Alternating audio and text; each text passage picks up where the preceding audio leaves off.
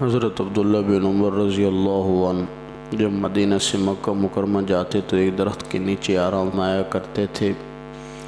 کسی نے اس کی وجہ پوچھی تو آپ رضی اللہ عنہ نے فرمایا کہ میں نے آپ صلی اللہ علیہ وسلم کو یہاں آرام فرماتے دیکھا تھا، اس لیے میں بھی آپ علیہ السلام کی اتباع کرتا ہوں۔ حضرت نافع رحمہ اللہ فرماتے ہیں کہ حضرت ابن عمر رضی اللہ عنہ حضور صلی اللہ علیہ وسلم کی بے حد اتباع کرتے تھے۔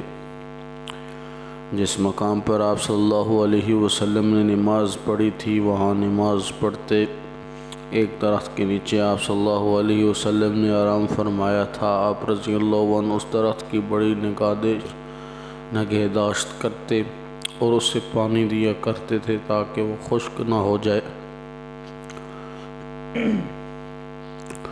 حضرت عمر رضی اللہ عنہ نے حضرت جسامہ بن مصاحق کنانی رضی اللہ عنہ کو روم بھیجا۔ وہ فرماتے ہیں کہ میں ہر روم کے دربار میں پہنچا اور بے خیالی میں سونے کی کرسی پر بیٹھ گیا۔ اچانک مجھے خیال آیا کہ کرسی پر بیٹھا ہوں، فوراً اتر گیا۔ ہرقل روم ہنسنے لگا اور کہا کہ ہم نے تمہارا اکرام کیا تھا اور تم اتر گئے۔ میں نے جواب میں کہا انی سمعت رسول اللہ صلی اللہ تعالی علیہ وسلم ینہا عن مثل ھذا، میں نے آپ صلی اللہ علیہ وسلم سے سنا کہ آپ صلی اللہ علیہ وسلم نے اس سے منع کیا۔ آپ علیہ السلام کا ارشاد ہے کہ جب غصہ آئے تو اگر کھڑے ہو تو بیٹھ جاؤ، اگر بیٹھے ہو تو لیٹ جاؤ، غصہ جاتا رہے گا۔ سیدنا ابو ذر غفاری رضی اللہ عنہ باغ میں پانی دے رہے تھے، ایک شخص نے ایسی حرکت کی کہ نالی کی پال ٹوٹ گئی اور پانی باہر نکل کر بہنے لگا۔ حضرت ابو ذر رضی اللہ عنہ کو غصہ آیا، مگر فوراً آپ علیہ السلام کا ارشاد یاد آ گیا۔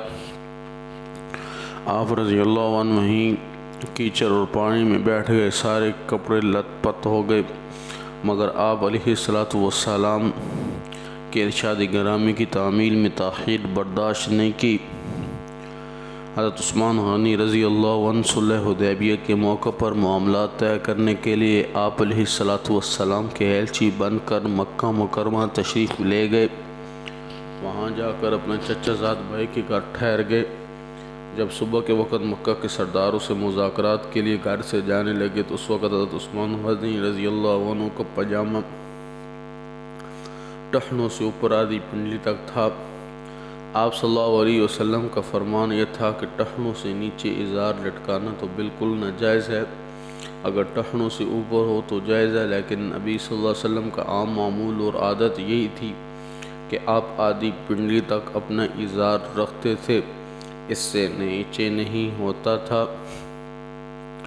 چنانچہ حضرت عثمان غنی رضی اللہ عنہ کے چچا زاد بھائی نے کہا جناب عربوں کا دستور یہ ہے کہ جس شخص کا ازار و تہمت جتنا لٹکا ہوا ہو اتنا ہی اس آدمی کو بڑا سمجھا جاتا ہے، اور سردار قسم کے لوگ اپنی ازار کو لٹکا کر رکھتے تھے، اس لیے اگر آپ اپنی ازار اس طرح اونچی پہن کر ان لوگوں کے پاس جائیں گے تو اس صورت میں ان کی نظروں میں آپ کی وقت نہیں ہوگی اور مذاکرات میں جان نہیں پڑے گی۔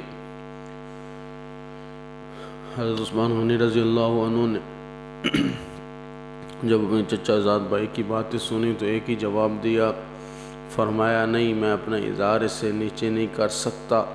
ھذا ازارۃ صاحبنا صلی اللہ علیہ وسلم، میرے آقا سرکار دو عالم صلی اللہ علیہ وسلم کا ازار ایسے ہی ہے، یعنی اب یہ لوگ مجھے اچھا سمجھیں یا برا سمجھیں، میری عزت ہی کریں یا بے عزتی کریں، جو چاہیں کریں، مجھے اس کی کوئی پرواہ نہیں۔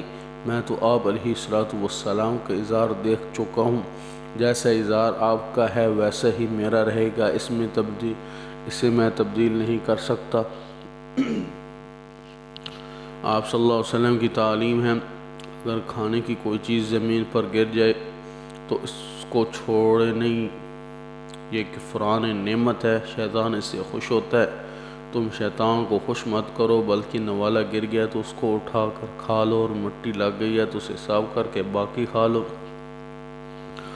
حضرت حذیفہ بن یمان رضی اللہ عنہ فاتح ایران جب ایران پہنچے کسرا نے مذاکرات کے لیے آپ کو اپنے دربار میں بلایا۔ آپ وہاں تشریف لے گئے، کھانا سامنے رکھا گیا، آپ نے کھانا شروع کیا۔ کھانے کے دوران آپ کے ہاتھ سے ایک نوالا نیچے گر گیا۔ حضرت حذیفہ رضی اللہ عنہ نے اس نوالے کو اٹھانے کے لیے نیچے ہاتھ بڑھایا۔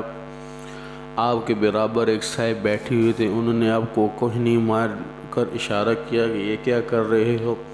یہ تو دنیا کی سپر طاقت کسریٰ کا دربار ہے، اگر تم اس دربار میں زمین پر گرا ہوا نوالا اٹھا کر کھاؤ گے تو ان لوگوں کے ذہنوں میں تمہاری وقت نہیں رہے گی، یہ سمجھیں گے کہ یہ بڑے نادیدہ قسم کے لوگ ہیں، اس لیے یہ نوالا اٹھا کر کھانے کا موقع نہیں ہے، آج اس کو چھوڑ دو۔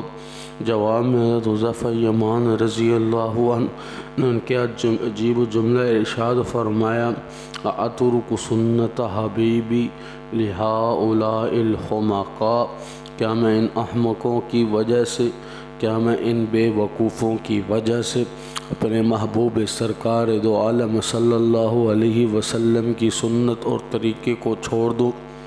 چاہے یہ اچھا سمجھیں یا برا، عزت کریں یا نہ کریں، چاہے میرا مذاق اڑائیں، میں سرکار دو عالم صلی اللہ علیہ وسلم کی سنت مبارک کو نہیں چھوڑ سکتا۔ یہ تھی صحابہ کرام کی اتباع، کامل اتباع رسول اللہ صلی اللہ علیہ وسلم کے ساتھ۔ انہوں نے کیسی اتباع کی اپنے نبی کے ساتھ، اللہ رب العزت ہمیں بھی مکمل اتباع کرنے کی توفیق عطا فرمائے۔